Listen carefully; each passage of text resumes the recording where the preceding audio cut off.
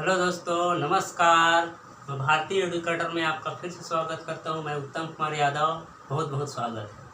आज मैं कक्षा 10वीं का एक नया वीडियो लेकर आया हूं, जिसमें मैं आपको बताऊंगा प्रश्नावली 2 का जो आगे का प्रश्न है। वैसे प्रश्नावली 2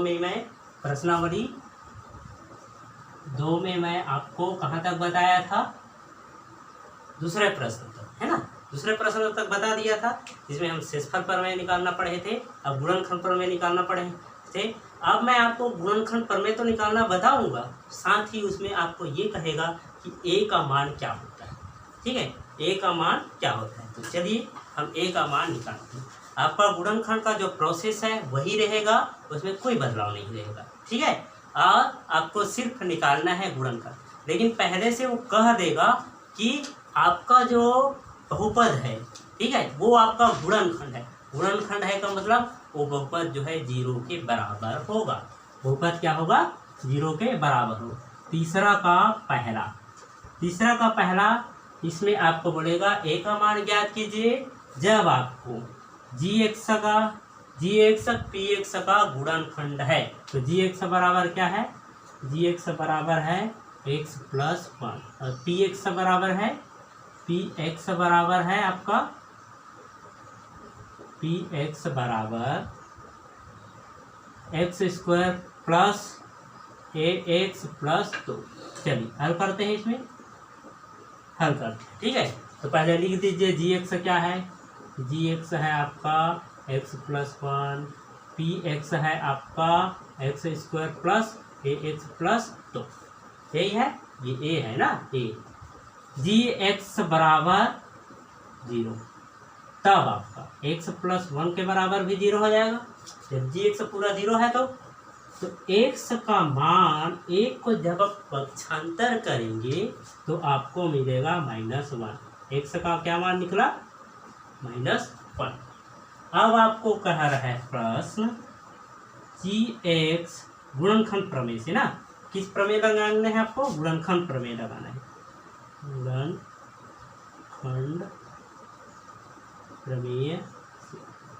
गुणनखंड प्रमेय से क्या कह रहा है?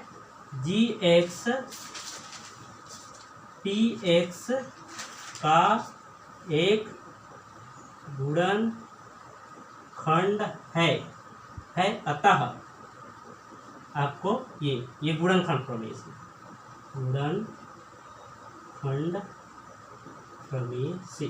चलिए गुणनखंड प्रमेय से हम कर लेते हैं। तो गुणनखंड प्रमेय से क्या हो जाएगा? आपका जो px है वो 0 के बराबर हो जाएगा। क्या होगा दोस्तों? px है वो 0 के बराबर। गुणनखंड में यही कंडीशन होता है कि आपका px जो है 0 के बराबर आना चाहिए। चलिए, तो px का मान क्या है? रख दीजिए p-1 बराबर 0 हो जाएगा, क्योंकि x के मान क्या है? -1। चलिए यहाँ रख दीजिए -1 का वर्ग हो जाएगा ये वाला, प्लस ये है x है तो -1 पूरा होगा और प्लस 2 बराबर 0। ठीक है, अभी आगे हल करेंगे तो ये हो जाएगा 1। किसी भी माइनस का घात जो 2 होता है वह घात सम संख्या होती है, वो आपका प्लस में ही आता है। -1 का गुणा होगा तो -a होगा और प्लस 2 बराबर 0। 2 और 1 कितना होगा? 3 -a बराबर 0। तो a का मान आएगा आपका 3। a का क्या मान आया? 3।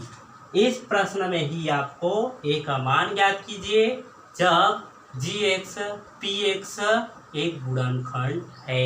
तो a का मान निकल गया। ठीक है, समझ में आया?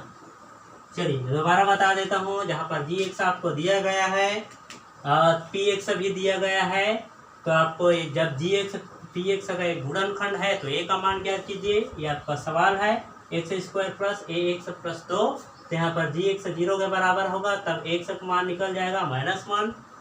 फिर gx px का एक गुणनखंड है तो गुणनखंड प्रमेय से px बराबर 0 आ जाएगा, p1 - 0। तो यहाँ पर जहाँ पर px का जो मान है तो x के जगह में -1 रखे, तो सभी के जहाँ जहाँ x होगा वहाँ -1 रखा गया। देखो मैंने रख दिया, दोनों को हल किया, जोड़ 2 और 1 3 हो गया, माइनस वही है अब ए को पक्षांतर कर दिया तो ए का मान निकलेगा 3। ठीक है, चलिए दूसरा सवाल करते हैं। इसमें दूसरा सवाल है आपका, यदि जी एक्स का मान एक्स प्लस 2 हो और पी एक्स का मान कितना हो 2x² प्लस 6x धन a। अब इसे करना है। ठीक है, यहाँ पर किसका मान निकालना है, इस a का। तो जी एक्स ये हुआ तो जी एक्स लिख दीजिए। जी एक्स क्या है x प्लस 2। पी एक्स क्या है, पी एक्स यहीं पर लिख दीजिए 2x² plus 6x plus a। जब जी एक्स बराबर 0 है तब x प्लस 2 बराबर 0 होगा। तो x का मान पक्षांतर करने पर 2 क्या हो जाएगा, माइनस। 2 क्या हो जाएगा, माइनस। तब आपको जी एक्स पी एक्स का एक गुणनखंड है, अतः गुणनखंड प्रमेय से। गुणनखंड प्रमेय से, तो गुणनखंड प्रमेय क्या कहता है, गुणनखंड प्रमेय यह कहता है कि पी एक्स 0 के बराबर होनी चाहिए। तो पी एक्स के प्लेस में क्या हो जाएगा, एक्स के जगह में माइनस 2 बराबर 0। ठीक, तो जहां पर पी एक्स है, जहां जहां एक्स है वहां रख दीजिए आप 2। तो यह जाएगा आपका, रखिए चलिए। तो 2 इंटू -2 का वर्ग है तो वर्ग होगा प्लस 6 गुणित -2 और है प्लस 1 बराबर। ठीक है, तो इसका और इसका 2 बार गुणा होगा तब आंसर तो प्लस में आएगा, क्योंकि ये घात जो है सम संख्या है। तो 2 गुणित 2 दूनी 4 धन 6 का गुणा होगा तो माइनस में आएगा, 6 दूना 12 प्लस a बराबर 0।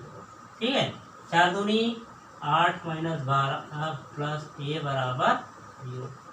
अब आपको यहाँ पर देखिए, यहाँ पर थोड़ी सी दिक्कत महसूस होगा क्योंकि 12 माइनस में है और 8 प्लस में है। हमेशा जो बड़ा माइनस में आपको डाउट में डाले तब एक ही बात समझिएगा, वो आपका उधारी है। किसी भी जगह उधारी, चाहे दुकान में हो, चाहे दोस्त के पास हो, या किसी के भी पास हो, 12 रुपये उधारी है, उसका 8 रुपये आप चुकता कीजिए तो आपको आपके पास कितना रुपया उधारी बचेगा, 12 रुपये का उधारी 8 रुपये जमा करने पर 4 रुपये का उधारी बचेगा। ठीक है, प्लस a बराबर 0।